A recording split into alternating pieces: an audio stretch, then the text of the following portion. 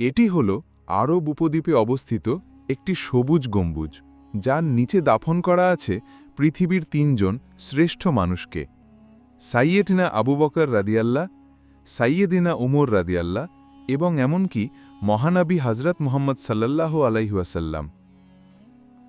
তবে এই গম্বুজটি নিয়ে একটি অদ্ভুত ও রহস্যময় বিষয় রয়েছে। গম্বুজটির একপাশে একটি অস্বাভাবিক উঁচু অংশ বা ফোলা দাগ দেখা যায়।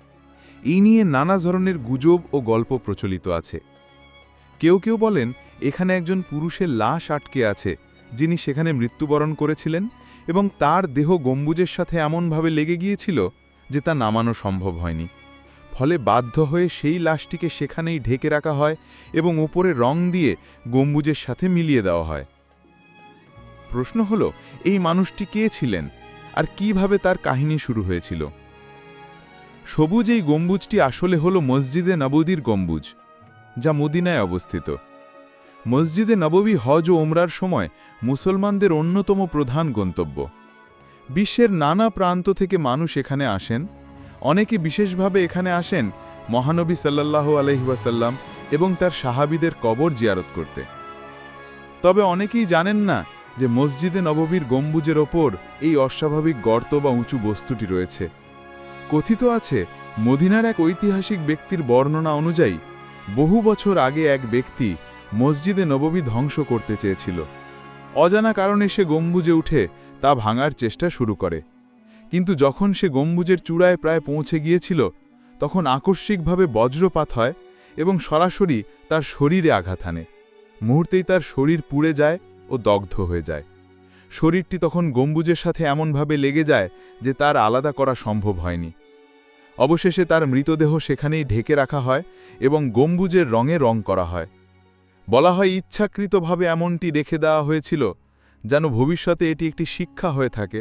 যেই পবিত্র স্থান ধ্বংস বা ক্ষতিগ্রস্ত করতে চাইবে, তার পরিণতিও এমন ভয়াবহ হবে। এই গল্পটি নানা জায়গায় ছড়িয়ে পড়ে। অনেক সামাজিক মাধ্যমেও এ নিয়ে আলোচনা হয়, যদিও এর সুনির্দিষ্ট কোনো প্রমাণ বা নির্ভরযোগ্য সূত্র পাওয়া যায়নি। এমনকি কিছু প্রবন্ধেও এই কাহিনী উল্লেখ আছে, তবে সেগুলো অস্পষ্ট ও দ্ব্যর্থক। কিছু সূত্রের মতে বজ্রপাতে নিহত এই ব্যক্তির ঘটনাটি ঘটে 2006 সালে। অদ্ভুত আর বিস্ময়কর লাগতে পারে যদি ঘটনাটি ঘটে থাকত মিলেনিয়াল যুগে, যেখানে সেই সময়ে প্রযুক্তি ছিল যথেষ্ট উন্নত, ডিজিটাল খবর থেকে শুরু করে গণমাধ্যম পর্যন্ত। কিন্তু আশ্চর্যের বিষয় হল, এই ঘটনার খবর কখনো ভাইরাল হয়নি, না তখন না এখন। তারই অধিকাংশ মানুষই জানি না মদিনার মসজিদের গম্বুজের ওপরে বজ্রাঘাতে আক্রান্ত এক ব্যক্তির কাহিনী। ফলে এ বিষয়টি নানা প্রশ্নের জন্ম দেয়। তাহলে আসলেই কি এ ঘটনা সত্য? মসজিদে নববী মুসলমানদের জন্য ইতিহাস সমৃদ্ধ একটি স্থান। শুরুতে এই মসজিদটি নির্মিত হয়েছিল দুটি এতিম ভাই সাহাল ও সুফাইল ইবনে আমার এর খেজুর শুকানোর জায়গার ওপর। পরে রাসূলুল্লাহ সাল্লাল্লাহু আলাইহি ওয়াসাল্লাম সেই জমি কিনে নেন এবং নিজ হাতে সেখানে মসজিদ ও নিজের ঘর নির্মাণ করেন। পরে সাহাবাগণ ও মুসলিমরা তাকে সাহায্য করেন। প্রথম দিকে মসজিদটি ছিল 50x50 মিটার আকারের এবং ছাদের উচ্চতা ছিল প্রায় 3.5 মিটার। মসজিদের দেয়াল ছিল কাদামাটি ও ইট দিয়ে তৈরি, আর ছাদ ছিল খেজুর গাছের পাতা দিয়ে বানানো। কিছু অংশ খোলা ছিল এবং খেজুর গাছের কাণ্ড দিয়ে ছাদ টেকানো হয়েছিল। সময়ের সাথে সাথে মসজিদে নববীর বেশ কয়েকবার সংস্কার ও প্রসারণ করা হয়েছে। শুরুতে এর ছাদ ছিল সমতল, তবে উমাইয়া খিলাফতের সময় খলিফা আল ওয়ালিদ প্রথম যখন সংস্কার করেন, তখন প্রথমবারের মতো সেখানে গম্বুজ নির্মাণ করা হয়। শুরুতেই গম্বুজটি সবুজ রঙের ছিল না। খ্রিস্টীয় 7ম শতকে এসে গম্বুজটি সবুজ রঙের রং করা হয়, যাতে দূর থেকে সহজে চিনতে সুবিধা হয়। তখন থেকেই একে বলা শুরু হয় সবুজ গম্বুজ। এর মাধ্যমে বোঝানো হয় যে সবুজ গম্বুজের নিচেই রাসূলুল্লাহ সাল্লাল্লাহু আলাইহি ওয়াসাল্লামের পবিত্র রওজা অবস্থিত। রাসূলুল্লাহ সাল্লাল্লাহু আলাইহি ওয়াসাল্লাম, সৈয়দনা আবু বকর ও সৈয়দনা উমর রাদিয়াল্লাহু আনহুমা এই 3 জনের কবর সবুজ গম্বুজের নিচেই অবস্থিত।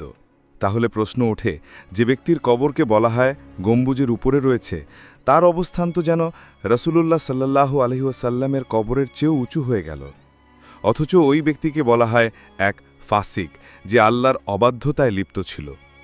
নবীজির মসজিদ ধ্বংস করা কিভাবে সম্ভব? আল্লাহ সুবহানাহু ওয়া তাআলা কিভাবে এমন একজন মানুষের কবরকে সম্মানিত করবেন যার অবস্থান হযরত রাসূলুল্লাহ সাল্লাল্লাহু আলাইহি ওয়াসাল্লামের কবরের চেয়েও উঁচুতে?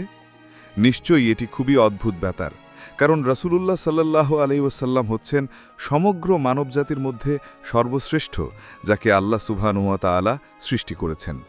অথচ এই ব্যক্তিকে ফাসিক ও মুনাফিক বলা হয়। এমনকি বর্ণনায় এসেছে, মসজিদের গম্বুজ ধ্বংসের চেষ্টা করার আগে সেই ব্যক্তি জান্নাতুল বাকি কবরস্থানের বেশ কিছু কবরও ধ্বংস করেছিল।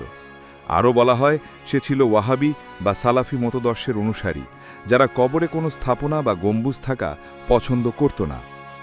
এই কাহিনীর রহস্য নিয়ে মানুষের মধ্যে ব্যাপক বিতর্ক হয়েছিল, তবে অধিকাংশ মানুষ এই গল্পে বিশ্বাস করেনি। বিষয়টি পরিষ্কার করার জন্য মক্কা ও মদিনার দায়িত্বে থাকা প্রতিষ্ঠান বিন লাদেন কোম্পানি তাদের ব্যক্তিগত ব্লগে ব্যাখ্যা দেয়। তারা জানায়, সবুজ গম্বুজে যে ফোলা অংশটি দেখা যায় তা কোনো লাশ নয়, বরং এটি এক ধরনের জানালা বা আল রাউসান, যা আগে গম্বুজের ভেতরের অংশ পরিষ্কার করার কাজে ব্যবহৃত হতো, কিন্তু বর্তমানে এটি বন্ধ করে দেওয়া হয়েছে এবং আর ব্যবহার হয় না। এছাড়া মসজিদে নববীর প্রশাসনও এ বিষয়ে বক্তব্য দেয়। মসজিদে নববীর গণসংযোগ পরিচালক আব্দুল ওয়াহিদ আল হাব বলেন, গম্বুজের উপর ফোলা অংশ নিয়ে যে গুজব ছড়ানো হয়েছে তা সম্পূর্ণ মিথ্যে। এটি নিছক মন গড়া গল্প।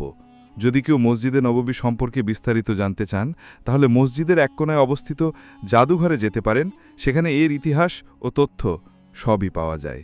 অতএব স্পষ্ট হল, গম্বুজের ওপরের ওই ফোলা অংশ কোনো লাশ নয়, বরং একটি বন্ধ জানালা। তাহলে প্রশ্ন হল, এই গুজব কে ছড়ালো এবং উদ্দেশ্য কি?